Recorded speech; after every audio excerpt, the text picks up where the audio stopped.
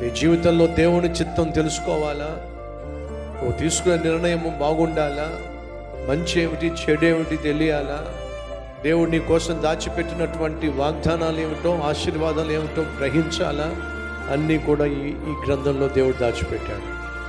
నిన్ను బహుగా ప్రేమించిన పరలోకపు తండ్రి తన మనస్సులో ఉన్నదంతా కూడా ఈ గ్రంథంలో రాసి నీకు గిఫ్ట్గా ఇచ్చాడు.